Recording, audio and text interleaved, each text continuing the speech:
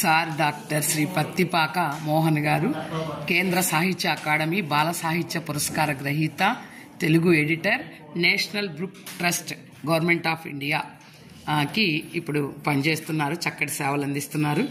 ఈ పిల్లలు అందరిని ఉద్దేశించి, విద్యార్థులను ఉద్దేశించి మరి గ్రంథాలయ ఆవశ్యకత గురించి చాలా చక్కగా మరి పిల్లలందరికీ సందేశం అందించనున్నారు. నమస్తే సార్. నమస్తే. హాయ్ పిల్లలు. మనకి మంచి స్నేహితుడు, మంచి మిత్రుడు, దోస్తు ఏదైనా కావచ్చు. ఏదైనా ఉందంటే అది పుస్తకం ఒక్కటే. పుస్తకం ఎట్లా ఉండాలి తెలుసా? పుస్తకం మన చేతిలో జెండాలాగా రెపరెపలాడాలి. పుస్తకం ఎట్లా ఉండాలి తెలుసా? పుస్తకం మన అడ్రస్, మన చిరునామాగా రావాలి.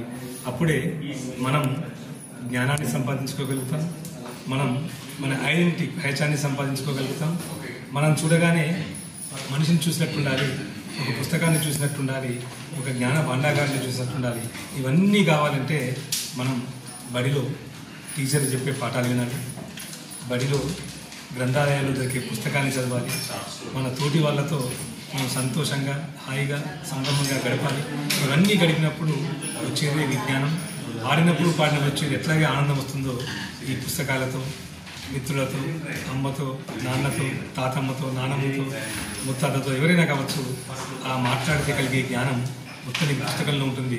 పుస్తకంలో దొరికే జ్ఞానం అంతా కూడా ఈ పెద్దలతో ఉంటుంది. కాబట్టి ఈ రెంటిని సమానంగా మనం చేసుకొని నడిచినట్టయితే అటు గ్రంథాలయాలు, ఇటు ఇల్లు, అటు బడి, ఈ మూడు కూడా మనకు విజ్ఞానాలు ఇవ్వాలి. కాబట్టి పిల్లలు ఒక మంచి పుస్తకాన్ని చదవండి, మంచి మిత్రుడు, తాతను మాట్లాడండి, మంచి మిత్రుడు, నానమ్మతో మాట్లాడండి, మంచి మిత్రుడు, ఒక అమ్మమ్మతో మాట్లాడండి, మంచి మిత్రుడు.